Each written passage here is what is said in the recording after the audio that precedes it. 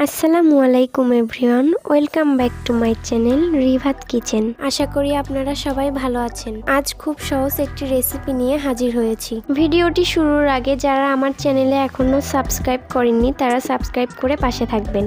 আজ তৈরি করব গুঁড়া দুধের সন্দেশ। এই রেসিপিটি তৈরি করতে 5 মিনিট সময় লাগবে। এটা খেতে অসাধারণ।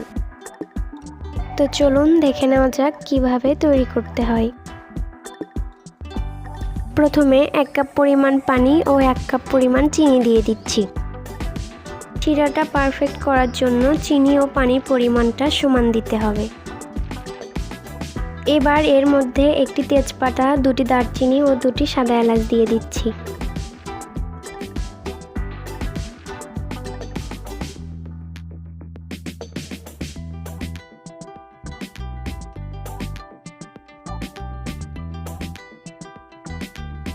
শিরাটা বলক চলে আসলে এ পর্যায়ে চুলা লো হিটে রাখতে হবে।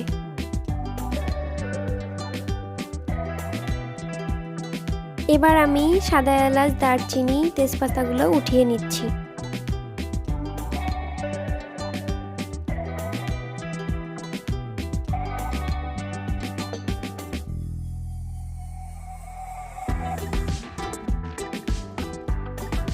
শিরাটা বেশি জাল করা যাবে না, সামান্য একটু আঠালো ভাব চলে আসলে এর ভিতর 1 কাপ গুঁড়া দুধ দিয়ে দিব।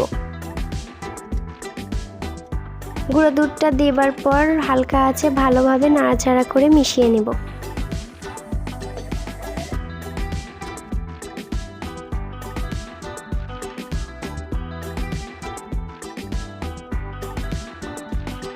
এরপর 1 টেবিল চামচ ঘি দিয়ে 2 মিনিটের মতো কুক করে নিচ্ছি।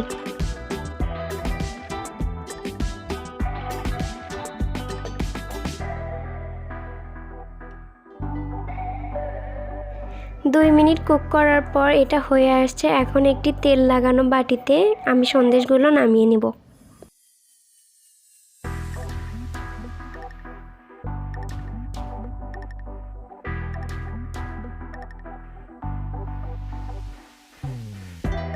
নামিয়ে নেবার পর হাতে সামান্য তেল মেখে নিয়ে গরম অবস্থায় এটাকে সমান করে নিচ্ছি।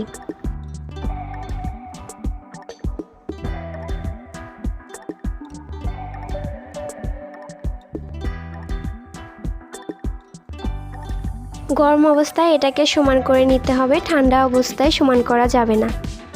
সন্দেশটা একটি প্লেটে নামিয়ে নিচ্ছি।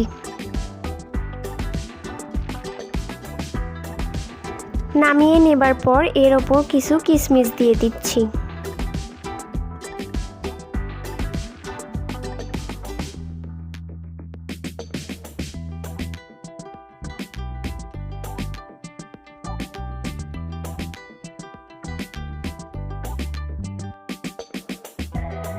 এবার একটি চাকু দিয়ে সন্দেশের আকারে কেটে নিচ্ছি।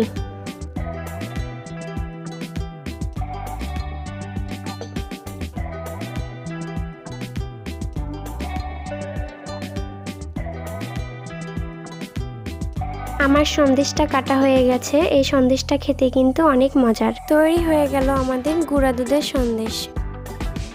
তো আশা করছি আজকের এই ভিডিওটি আপনাদের ভালো লেগেছে। ভিডিওটি ভালো লাগলে লাইক এবং সাবস্ক্রাইব করে পাশে থাকবেন। ধন্যবাদ সবাইকে এতক্ষণ সাথে থাকার জন্য।